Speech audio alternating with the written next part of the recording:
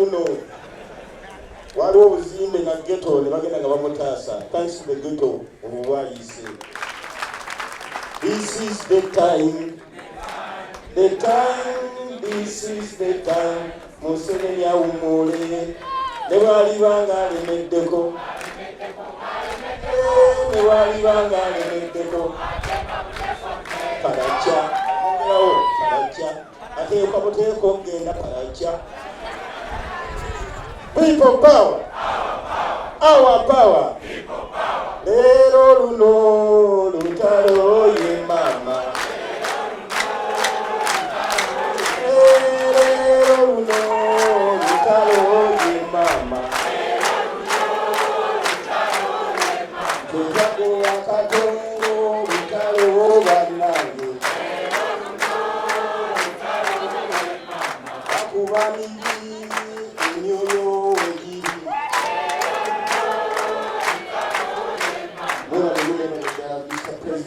people power. Kunga Uganda kunga. Mr. President, Secretary General, our leader of opposition, members of Parliament, with observation of all the protocols, ladies and gentlemen, amanyi mangi geyongera bweyongezi. Emiriyo ginafuwamu. Emiyonga gyeyongera waggulu naye mwebale okuntaasa. Abasajja mwabansesemezza. Mwansesemezza abasajja. Mwalwanye olutalo ne munsumulula mwe mwansumuludde banyama ne baseba na Uganda. So Mr. President, thank you very much for that fight. That was just a mere battle. The war is long. It's a mere battle. And we're also going to win it.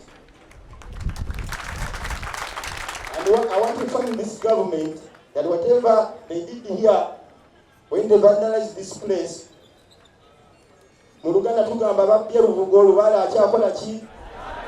Lwali waali. The Holy Spirit is still there. It is in Kyagulanyi's head and all the supporters of Nup. The spirit is still alive and we are still kicking. Even if we are weathered, we keep on kicking. Kicking, we shall never die. This spirit will never die. Comrades, I was abducted by the UPDF on 17th. It was a Monday on gunpoint. I was taken to a certain place and I stayed there in Communicado for almost 5 days.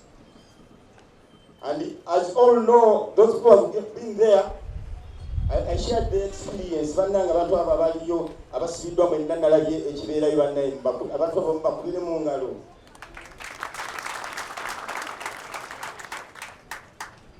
I was not given a chance to talk to my doctor, although I had pressure.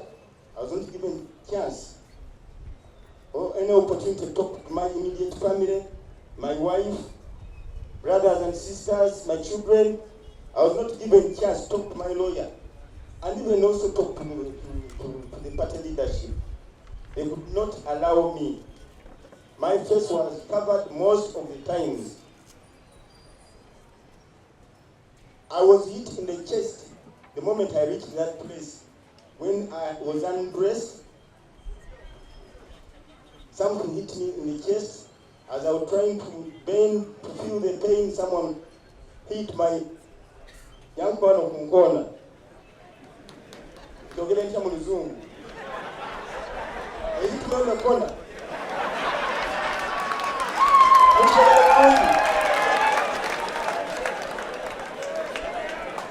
So at that time, comrades, I fainted. But later on, when I was whipped, I woke up again. I went to Kasijanti. I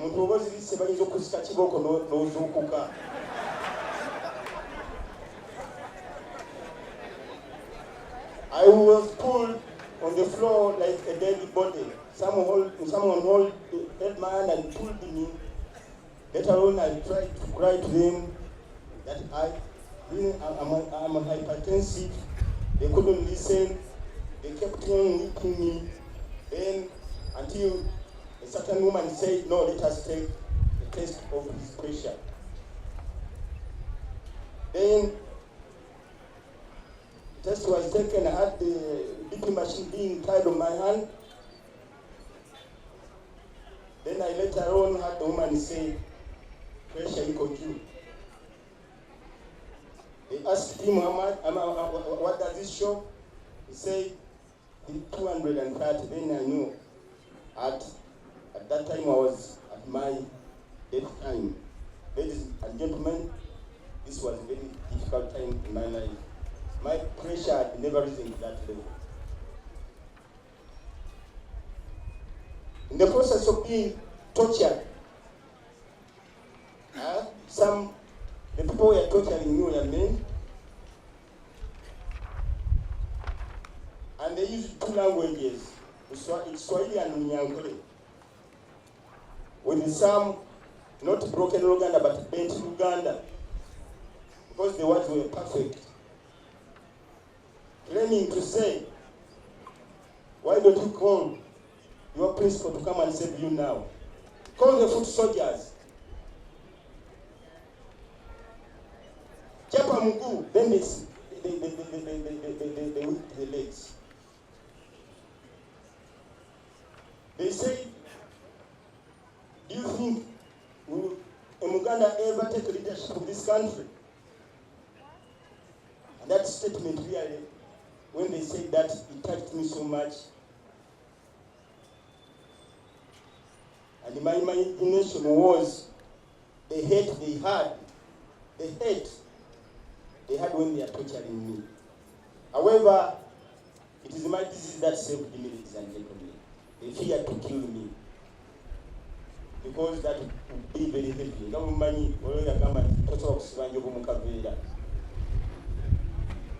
So at that time they gave up the torture and kept on the Makerere. I was later treated.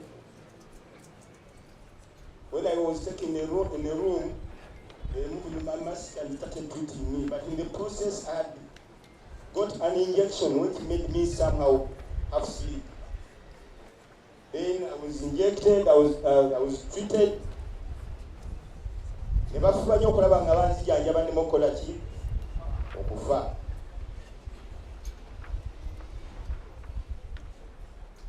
At that time, the guys who were torturing, I couldn't hear them anymore. Then some other people took over my responsibility. So that's how the torturing process went on. Comrades, I've passed all this process, and it's a tough exercise which we fighters, all of us should be ready to pass through. Buli muntu ali wano olina okubeera ready okuyita mu kino, kubanga nakizudde kiyitikamu era kyangu nnyo. Bwe tuba tulina ekigendererwa. Banyabo ne bassebo nakwatibwa ku lunaku z'omwezi nga 17 wali ku 2 wakati mu luguudo nga buli muntu yenna yenna alaba. Ensi neekuŋŋaana nga bansonzemu emmundu, naye ne muganda wange wayiswa naye yamyansa. Ne nsigalawo emmotoka ne baginzigyamu ne banteeka mu drone,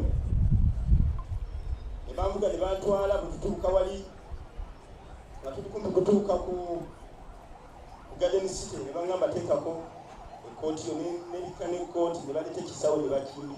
Saddamu kulaba okutuuka lwenda tutuusibwa mu kifo kyesaategera n'akamu, ne baŋŋamba nijjeko ebintu byange byonna, nkyabiteeka wansi, kintu ne kibba mu kifuba ekinene ekyandeetera ekizibu eky'amaanyi ennyo kubanga nina ebizibu byange. Eventually nankuba ku nkoona nengo ekigo wansi nenzika. Leeta looni oli yanswanyula kibooko nensisimuka. kamwebaze oli awo nandibadde ngenderayo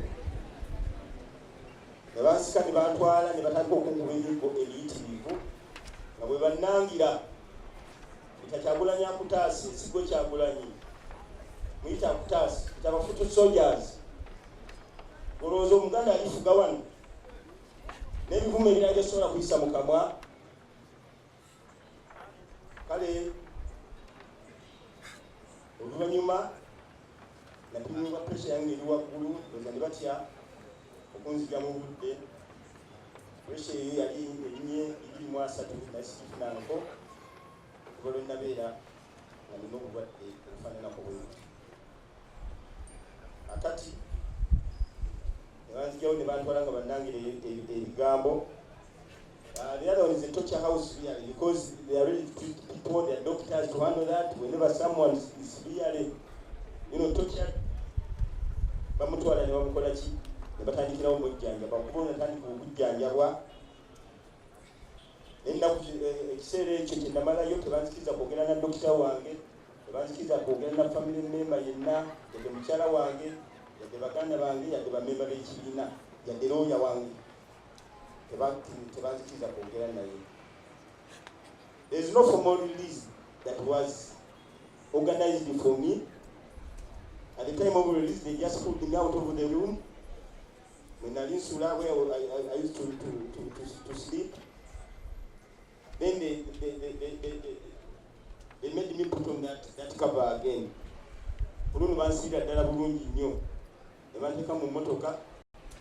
Bwe baali bankwata n'emmotoka yange ne bagivuga ne bagitwala mu kifo kyekimu.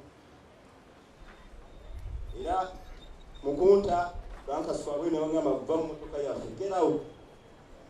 Ne bankasuka ku street, mmotoka yo yiyo. Naye natulamawo ne nsooka ne mbirowooza. Then abantu bazira kisa ne bantwala ewaka. Naye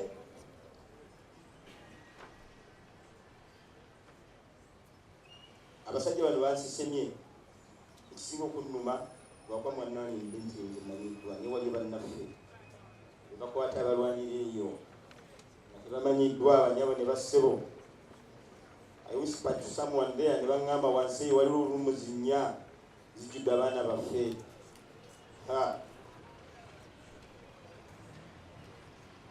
Ekyange kyali kya nnaku 5 zokka ne waliwo abayidde emyaka 3, myaka 2, myaka 5 mwaka. Obuze ekigendererwa abantu abo abaali bankuba nawuliriza amaloboozi gange kusinga ku experience gye nnina tebasukka myaka 35. I think they have not read the bad history of this country. Tebannaba kusoma ku byafa bya ggwanga lino byerivudde, bali excited. Bonna babuguumiridde. Ne gye bantwala okumbuuza ebibuuzo, kajogijogi w'ebibuuzo, bantwala bansabise omutwe. Era omusajja yambuuza yankuba mukono ekikono emabega mutwe ng'alina ansa gy'ayagala muwe naye nga si ntuufu. Aba National Unity Platform baagala twasosietinga n'ebikolwa ebyokuyeekera. Ensobi gye saagala gavumenti eno ekole, kubanga tejja kufunayo kibiina kigivuganya mu nkola gye tukola ey'eddembe. Ate nendowooza nnyo nti General Museveni yantegedde nti n'ekitono kyalongoosezaamu ekiseera kino akirongoosezza ku lwa Nuupu. Because sometimes akafansonyi, we identify those problems, we expose them through the senyonyies and our good members of parliament, through the leadership of the party. Nadduka emisinde n'akola ki? N'atereezamukko. So ensonga yo tusibako ebikola ebyekiyeekera ngivumirira. Banyama ne bassebo mumanyi bulungi nnyo eggwanga lino libaddemu ebitongole bingi n'ebintu bye tukola mu masomero. Nze ndi musajja mu scout. I'm a member of the Scouting Association wano mu Uganda, kubanga natuuka ku ddaliro okufuuka instructor. yaliko kamanda wa Rakai district nga tutambula mu campfire nyingi nnyo. Abaana abo abascout bakola emirimu ku mikolo na buli wamu wonna, bakumba, bakola bawutan, bakola left hand, karapate, you know, ezo na parachazi muzimbombo. Ziteeka ebintu byaffe mu order era zitutambuza n'ennyimba za revolution. Ekibiina ekyo kyatondebwawo Scouting Association yavumbulwa Baden-Powell. Era mumanyi oluyimba olugamba be prepared is our motto, be prepared is our motto, NUP is our party, NUP is our party, is our president, Chakulani. Kibalumo oluluma, kibalumo olulume bwemumalayayo, kibalumo oluluma. Kakati bwe twali tulina ani akyankalanye emizindalo, bwe twali tulina birthday ya president waffe Banyabo ne Bassebo, sikiro eyo nekomawo mu mutwe n'enjisika nekomawo bulungi, abaana ne basimba bulungi layini, he paraja ne bafa. Kakati nze ndowooza batya bisikirize, si bwe guli batya ki sikirize. Naye Banyabo ne Bassebo newankubadde eggwanga, kubanga nabo nali mubakumba, ate be bayigiriza abantu mukyaka babayigiriza kutuula butuzi nabyo. Mukyaka abantu tebakumba, tewali abawuta, tewali okuba saluti, tewali okwata biti, olwo senga twabakwasa n'ebiti. N'olw'ensonga eyo Banyabo ne Bassebo bwabawo obuzibu bwonna mu nkola engunjufu, UPDF nga poliisi bwe yakola ate ffe twagiconscriptinga, ffe twagiwaliriza ne tuwandikira ne tugenda ne tutuula ne twogera nabo ne batuwa guidelines ezimu nga zizituwa tezimala gatukizika, naye ne tukola ki ensi ey'omulembe omuli abantu abategeevu muwandikire ekitongole kya National Unity Platform ekigunjufu oba mubategeeze ebibaluma, si kukwata bukwasi bantu ku street ng'abagwagwa. Mukuta abantu mubakubye. So Mr. President, enkola y'okukuba wano e Uganda eyina okudiba. Why do you beat people? General Museveni. Kubanga Banyabo ne Bassebo level gye tuliko katulina ogivaako. Tulina badde njogera ne Eddie yawe ng'agenda embalala n'ayimba. Wano ku Nuupu tetusosola, ffenna tuli family. Naye ojja kusanga omwana wo ng'afumbiddwa owa Nyanzi ng'ate mukoddomi wo yamukuba kibooko. Ensonga y'okukuba abantu basobola okutegeera nga mubanyonyodde. Wano we are non-violent. Ate ebintu ebisinga tugenda kusinga tubikola kubanga tuba tetumenye mateeka Banyabo ne Bassebo. Yadde obugalo butono bwe tuba tetumenye mateeka tugenda kusinga twerwanirira.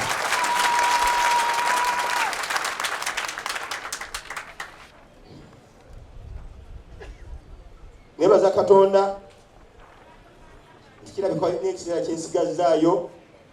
Omanya abasajja bakujjanjaba, enjanjaba yaabwe ya mirundi ebiri ne kankomaawo. I would like to thank all Ugandans who vote for me on social media.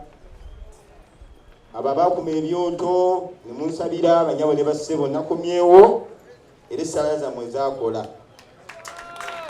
And I would like to promise the Nuupu fraternity and all Ugandans that my spirit is still very strong and I am going to start where I stop. Nze we nakoma awo ngenda okutandikira era tugenda Kawempe North. Mwebale nnyo, mwebale ddala, Mukama abeere nammwe. Tusaba mubeere bagumu, bino ebitutuukako ekirungi kati batandise bikola ffeffe nnyini tubiraba, tukomyewo tuli bagumu. Njawo kuweereza obubaka eri gavumenti, General Museveni, General Muhoozi, nti ebintu byemukozesa abantu abo nabo tebabyagala. Ekijja kutuuka nabo babaveeko. Mwandirowoozezza nnyo. maliza nga mbategeeza nti nno kye bakoze wano babbye Lubugo ne Lubaale bakoze ki mwebale nnyo mwebadde Mukama abeere naffe.